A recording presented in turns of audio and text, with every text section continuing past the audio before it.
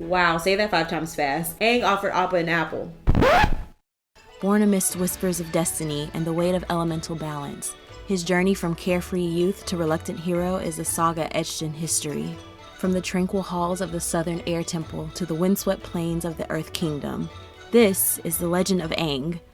Hey y'all, it's Courtney Bree or Coco Bree, whichever you'd like to call me, and welcome back to Blank Slate, a series where I get into cosplay and discuss the origins of that character. So today we're talking about Aang. So let's jump right into the history of Avatar, the last Airbender. Okay, so first let's get into the backstory of the show and how it was created. In 2002, two friends, Michael DiMartino and Brian Konietzko, wanted to create a show. They had worked together in school, but not really much after that. But they decided on a whim to email the head of development at Nickelodeon, Eric Coleman. Now, Coleman agreed to a meeting and essentially told them to flesh out an idea from a kid's POV and then come back and pitch it when it was ready. It shoot your shot all 2024 because what? Shout out to them because that's amazing. So anyways, these guys started drafting up some sketches. They said the original drawings consisted of a cyclops monkey looking creature who had an arrow on his head and a bipedal large polar bear type and a kid. Now, after playing with it for a bit, they decided to take the arrow off of the monkey's head and put it on the kid, which we later grew to know those characters as Momo, Appa, and Aang. The story they came up with involved a fire tribe attacking a water tribe. It also involved practices from yoga and Buddhist principles.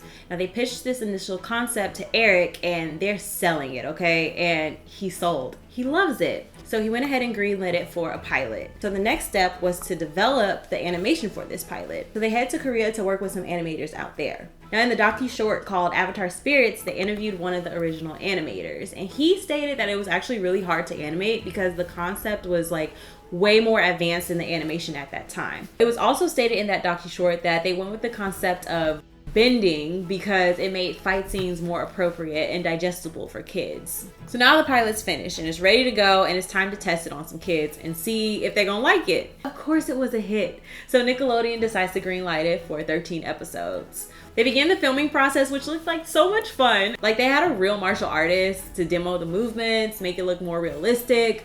They had multiple animators, actors, etc. Like it seemed like the crew was stacked. And I mean, it was really innovative in the animation space for that time. I also thought it was really cool how they discussed having to draw in different camera lenses. I'm not gonna nerd out on that, and let's just move on to Aang and his origin story. Alright, so Aang was born in 12 BG shortly before the 100-Year War. His parents were air nomads. So as a child in this temple, there were thousands of toys to choose from, but Aang chose 4 toys that happened to be the Avatar relics, confirming his identity as the Avatar. Now this information, however, was hidden from him, so he didn't know he was the Avatar. He was actually taken away by monks from the Southern Air Temple. So I guess I should explain what an Avatar even is before I go any further. So the Avatar is the only individual with the ability to control or bend all 4 of the elements: water, earth, fire, and air. So when Aang was taken away, he was raised by a monk named Gyatso, who really wanted him to experience a normal childhood before his inevitable duty to train as the Avatar. And he was so good to him. He was a really good father figure for him. But Aang's prowess as an airbender was already showing. He would be playing with the other kids and doing all these air tricks, and they were like, where the heck did you learn that? But it was just his natural gift. So after some time, he and some of the other boys were taken to the Eastern Air Temple. Now there, they could choose a lifelong companion. And this is where Appa, the flying bison, enters the picture. The story goes that Aang offered Appa an apple. Wow, say that 5 times fast. Aang offered Appa an apple.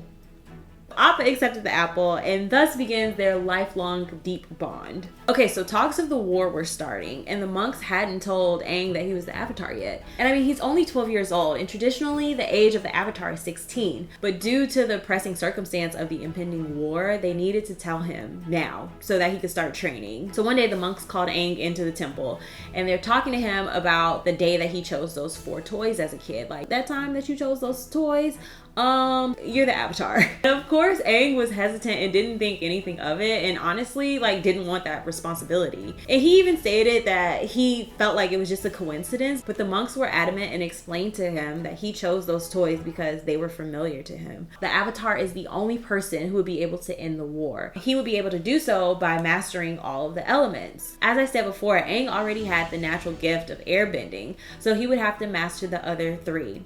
So this huge responsibility was now on Aang, which meant that he was no longer able to just play with the other kids and have a normal childhood. He was expected to be sent to start training as soon as possible, but in the middle of the night, he decided to run away with Appa. During their escape, they got caught in a storm. So Aang was able to partially activate his avatar state, but since he hadn't started training yet, he didn't really know what he was doing, so he didn't know how to control it.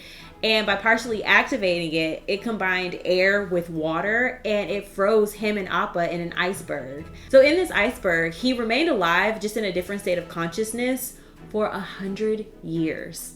Aang was found and freed from the iceberg by Katara and Sokka of the Water Tribe. At this point, Aang is still biologically 12 years old, even though 100 years had passed. He was defrosted into a world where the war was at its peak, and it was a pivotal time where his abilities of mastering all of the elements would be needed in order to stop the war and defeat Fire Lord Ozai. And thus begins the journey that we see on screen of him learning how to master the elements in Avatar: The Last Airbender. According to DiMartino and Konietzko, there is an alternate story they considered where he would have been more conscious in the iceberg and not just frozen there. And they also said he would have come from a more technologically advanced tribe, so his staff would have looked more metal, but they changed the idea to adapt it more to the world of Avatar, which in my opinion was an excellent choice. Yeah guys, that is the backstory of Aang. And here is my final look.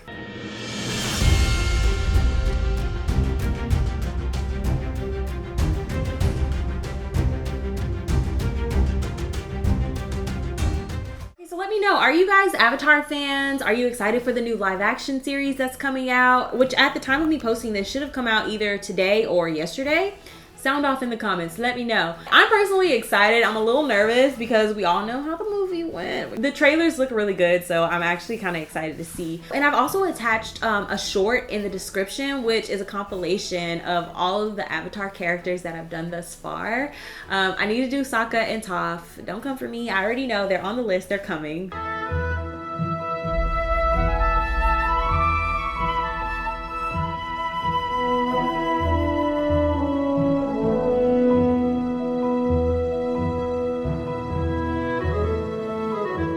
If you haven't already, please subscribe and give this video a thumbs up. Also follow me on all of my socials. I'm Coco Brie everywhere. I'm also Coco Brie Cosplay on Instagram. Anywho, thank you guys so much for being here, and I will see y'all in the next one. Bye guys.